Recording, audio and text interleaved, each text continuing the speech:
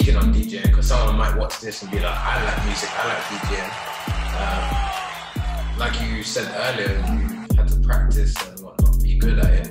But how do you actually get into that? Like, how does somebody trust you? Because that's a big thing. Someone's got to trust you to make the whole event live. So talk to me about that. Well, like with everything, innit? Even football, you got to be trusted. Let's say you didn't know. Let's say you're in a new environment, right? You don't know nobody, and you want to play with a bunch of players, 10 of them, all right? And they're doing they're picking their teams. They don't know you, okay? But they will pick you based on maybe your physical appearance, but they're trusting you. You've got to prove to them that you're good enough, innit? And eventually you will prove to them, because everybody knows what kind of, or you know deep down what level you played at, and etc. etc. So it's like music, or it's like DJing. When I first started, I had to prove to people. I would almost beg people to play in their party. Like, beg people, listen to me, I'm good. But I know once I get the opportunity, it's a wrap. You know what I mean? I know that, because I know what I can do with the decks. And obviously now I've got one extra capital extra on my CV that I played at. I've got Represent that I played at. I've got Boy FM radio. These are radio stations, by the way, that I played at. I've got obviously a lot of clubs, a lot of promoters that I played for. So now my name is around now. So when my phone rings, I can demand what I want to demand, because I know, where I play. Like, I know, and etc. So yeah, it's all about. In the beginning, it's all about obviously getting yourself out there, socializing, trying to build some connection, because they will give you an opportunity. Your opportunities will always come. People that say doors don't open, opportunities don't come, don't listen to them. An opportunity will always come. You just have to prepare yourself for when it comes, and then when it does come, make sure that you don't disappoint. Yeah, two things on that.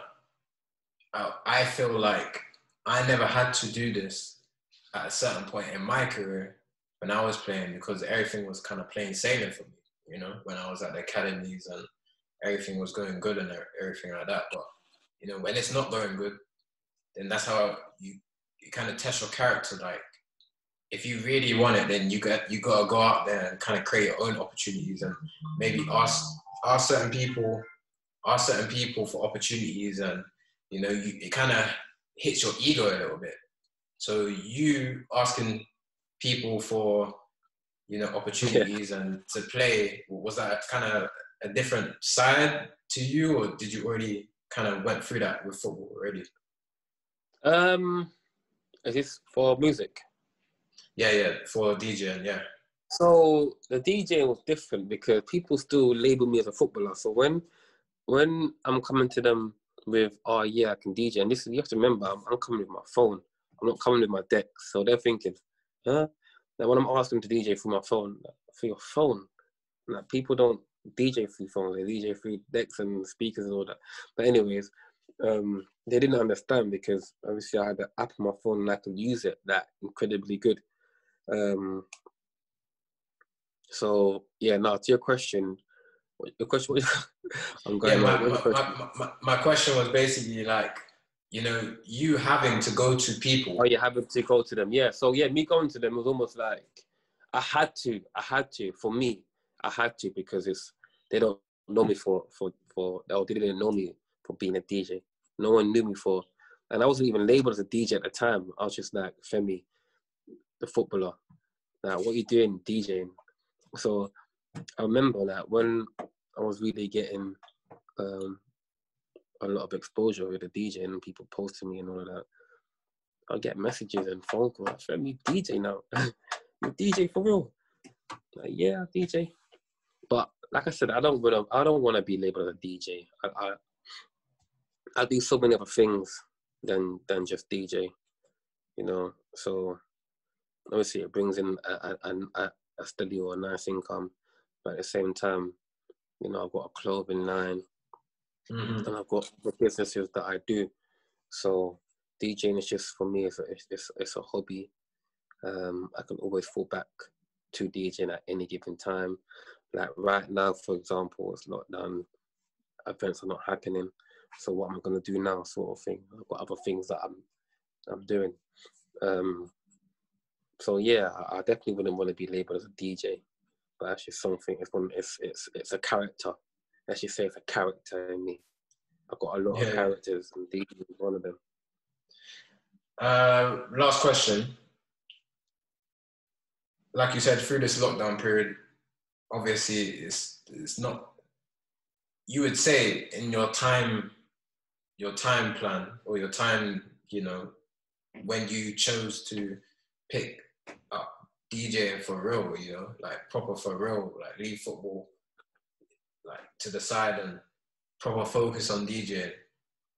Like, what was your reaction then? You know, because you're thinking this is my new kind of, you know, my new career path and everything. Like this is what I want to do, and now you know for a fact that it's come to a halt because, you know, of the pandemic.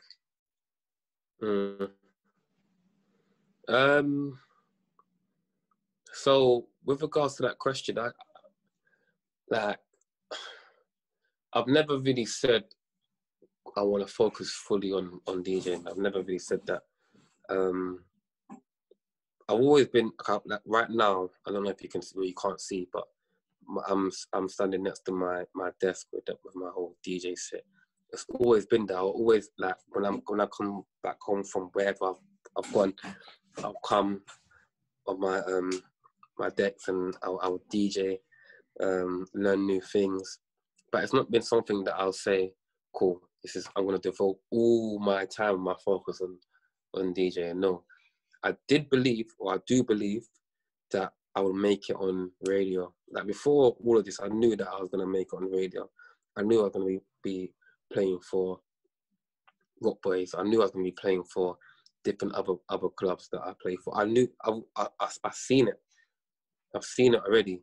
I know I'm gonna be playing in festivals when this whole lockdown ends. I know that, but like I said, I don't devote all my time on DJing. I know that I've got other things that I want to accomplish as well. Just like football, I've accomplished something in football. I've become the youngest player to play for something. That's something that can never be taken away from me. I want to accomplish something with my DJing. I want to accomplish something with my clothing line. These are things that, you know, I want to accomplish. There's so many things, not just one thing. And I think what kind of like shaped me up to think like this was the fact that I was so disappointed and heartbroken when I got released from Everton. I said to myself, I can never let myself be focused with one thing just for some man to tell me that I'm on the bench or to release me. Do you know what I mean? So I said, nah, now I'm going to make sure that I master so many things. I master that, I master this, I master... Do you know what I mean? That, yeah. And yeah, that's why I've got the mentality that I have right now. I appreciate you coming on, bro. That was very insightful for not just me, for the people watching. Give two questions. Who would you bring on? If you, all the people you know, who would you bring on to come on here? Who would you think would actually have a good conversation? I would say Hope Akpan.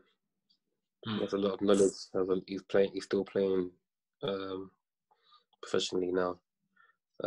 He's an ex-Nigerian international, and he's still playing. So yeah, now he will have a lot of information in regards to international playing in the Premier League, playing for Everton at such a young age, etc., etc. And the second question of the conversation we had, if you can reconnect your thoughts and whatnot, one bit of advice that you could give somebody who's transitioning into the second part of their career, because they started off probably most likely being a footballer. That was probably their first job, and then for a lot of people it's a shock, and they don't know how to transition into the next part. What bit of advice would you give them? Transitioning, I'll say, don't be afraid to let people know that you're not playing football anymore professionally, and you've moved on to a different path. I honestly believe that with myself, I was afraid to let people know that I don't play football. I was afraid. So yeah, I'll definitely say don't be afraid. Literally, find what you want to do, all right, and go with it, promote it, let people know that you're not playing football. That chapter's done. You're now onto a different chapter of your life, and let people know what you do so they can book you for whatever it is that you're doing. And another advice I'll give is don't put all your eggs in one basket when it comes to it. Like, make sure that, there's another thing that you could potentially make money from. Because once that thing that you're putting all your focus ends up going bust, what's next? So yeah, that's my advice. Real talk, man. Real talk. 4258. I was your host, Jordan Antonio Brown, and today we had with us Femi, aka DJ Femstar. Thanks for coming on, bro. Appreciate it.